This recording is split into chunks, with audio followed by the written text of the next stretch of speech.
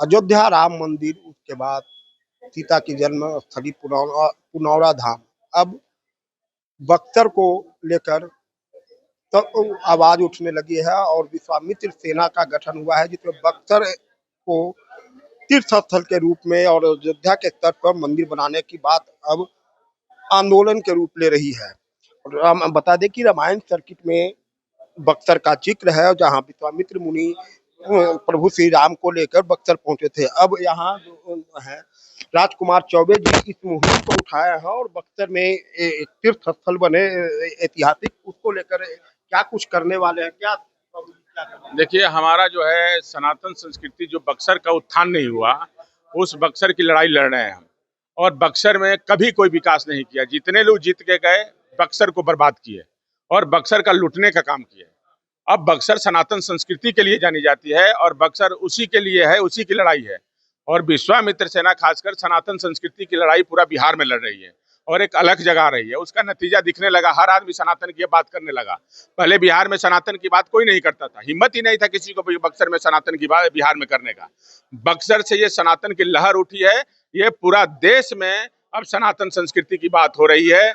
और माननीय नरेंद्र मोदी जो हमारे यशस्वी प्रधानमंत्री हैं, उनके नेतृत्व में सनातन बहुत आगे जा रहा है और इसकी लड़ाई हर लोग लड़ रहा है। और बिहार में अब सनातन की जरूरत है और बिहार में सनातन की लड़ाई लड़ी जा रही है और अब बिहार भी सनातनमय हो गया है। और हमारा बिहारी जो है, जो हमारे बिहारी है, सबसे ज्यादा सनातन को मानने वाले लोग हैं।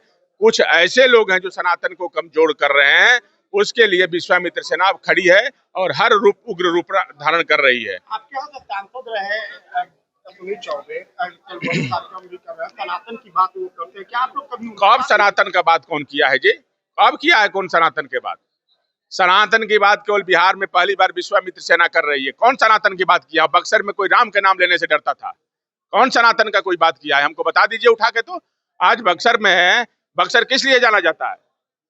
बक्सर, आप यदि रामायण पढ़े होंगे तो माता अहिल्या का उद्धार, जहाँ तड़का वध हुआ, जहाँ चैमन ऋषि जो चंपरास हम लोग खाते हैं वहीं के थे, और यहाँ राम के नाम और का वामन अवतार हुआ, उसके बारे में बिहार में कोई नहीं जानता है और कहते हैं कि राम का। उस सनातन की कोई बात कर रही है? सनातन का कौन बात करता है जी? जिंदाबाद जिंदाबाद। अभी जो बिहार सरकार पुनौरा धाम, जो सीता की जन्मस्थली है, वहाँ अयोध्या के स्तर पर मंदिर बनाने का काम करने जा रही है। इसके लिए हमारे माननीय प्रधानमंत्री जी को बहुत बहुत धन्यवाद, बिहार वासियों के लिए धन्यवाद। जिस तरह से मंदिर बन रहा है सीतामढ़ी में माता सीता का, लेकिन उसी की तर्ज पे हम भी मांग कर रहे हैं कि बक्सर में भी भगवान राम का कर्म भूमि है और वहां भी जो है महर्षि विश्वामित्र कॉरिडोर बने। और हमारा यही मांग है कि वहां भी अयोध्या की तरह भव्य मंदिर बने। और राजकुमार जी, ये चुनाव के वक्त ये नहीं, ये बात आपको बता देना चाहते हैं।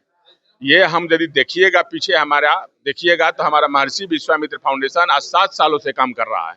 हम गरीब बच्चों को, दलित बच्चों को, सेवा बस्ती बच्चों को पढ़ाते हैं। हम धर्मांतरण को रोकते हैं। ये ताजा उदाहरण है हमारा बक्सर में जो हम कार्य करते हैं। और हमने पर्यावरण के लिए 1.5 लाख पौधा भी लगाया है, वो भी आपको मिल जाएगा। और हम इतना मजबूत आदमी है, यदि चुनाव लड़ने की बार बार बात आता है तो हम चुनाव कभी भी लड़ सकते हैं, इतनी ताकत है। ये समय चुनाव लड़ने से हमको कोई रोक नहीं सकता है। चुनाव तो हम लड़ सकते हैं, पार्टी क्या होती है, हम अकेले भी लड़ सकते हैं चुनाव। लेकिन ऐसा कुछ नहीं है। हमारा केवल है सनातन संस्कृति का उत्थान हमारे है कि हम लोग जो टूट रहे हैं, जो भारत हमारा बट रहा है, जिस तरह से क्षेत्रवाद में बट रहा है, जिस तरह से आने वाला समय में सनातन को मजबूत नहीं किया गया तो खूनी संघर्ष हो जाएगा। जातीय संघर्ष की तरफ बढ़ रहे हैं आप, समझ लीजिए। इसलिए सनातन मजबूत है और सनातन को मजबूत करने के लिए विश्वामित्र सेना निकली हुई है और इसको मजबूत करेगी।